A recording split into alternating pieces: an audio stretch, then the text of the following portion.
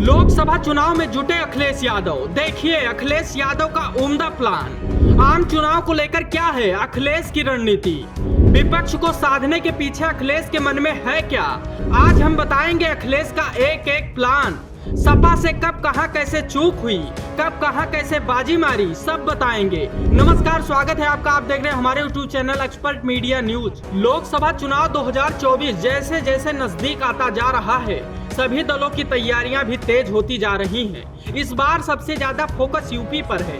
एक तरफ जहां बीजेपी ने मिशन 80 का लक्ष्य रखा है, तो वहीं दूसरी तरफ सपा अध्यक्ष अखिलेश यादव तमाम विपक्षी दलों को एकजुट कर बीजेपी को हराने की रणनीति में जुटे हैं। अखिलेश यादव का दावा है कि इस बार उनका पीडीए फार्मूला एनडीए को हरा देगा। सपा अध्यक्ष अखिलेश यादव एक बार फिर यूपी में बीजेपी को हराने का दावा तो कर रहे हैं, लेकिन पिछले चुनाव पर नजर डालें तो हकीकत कुछ और ही नजर आती है। बीते एक दशक में सपा किसी भी चुनाव में कोई खास प्रदर्शन नहीं कर पाई है। ज्यादातर चुनावों में सपा को हार का ही सामना करना पड़ा है। पिछले कुछ समय में सपा अध्यक्ष ने कई प्रयोग किए, कभी कांग्रेस से हाथ मिलाया तो कभी बरसों की दुश्मनी भुलाकर बसपा सुप्रीमो मायावती के साथ गठबंधन भी किया, लेकिन इसका भी असर नहीं देखने को मिला।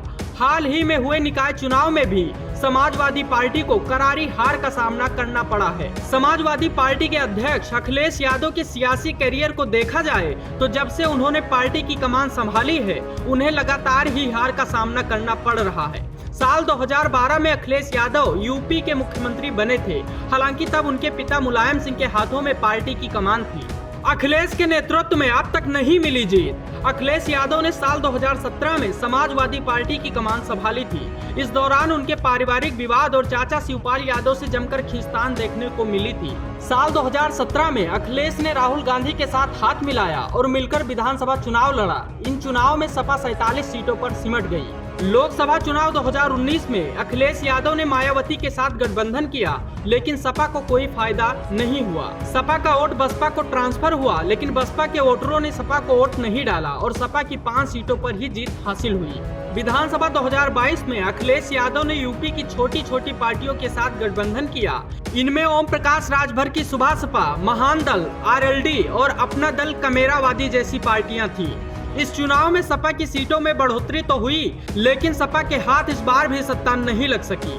विधानसभा चुनाव के कुछ महीनों बाद ही रामपुर और आजमगढ़ लोकसभा उपचुनाव हुए, जो अखिलेश यादव और आजम खान के इस्तीफा देने के बाद खाली हुई थी। ये दोनों सीटें सपा की गढ़ रही थी, लेकिन दोनों ही सपा के हाथ से निकल गईं। इसके बाद मैनपुरी लोकसभा और खतौली व रामपुर विधानसभा सीट पर उपचुनाव हुए। इनमें मैनपुरी और खतौली में सपा को जीत जरूर मिली, लेकिन रामपुर विधानसभा सीट, जिस पर बरसों से पार्टी का कब्जा था, वो अखिलेश के हाथों से निकल गई। इनमें भी सपा को जीत हासिल नहीं हुई। पिछले दिनों निकाय चुनाव में भी सपा की हार हुई। समाजवादी पार्टी को इन तमाम चुनावों में हार मिलने के बाद अखिलेश यादव एक बार फिर लोकसभा चुनाव में सभी विपक्षी दलों के साथ मिलकर चुनाव लड़ने की तैयारी कर रहे हैं।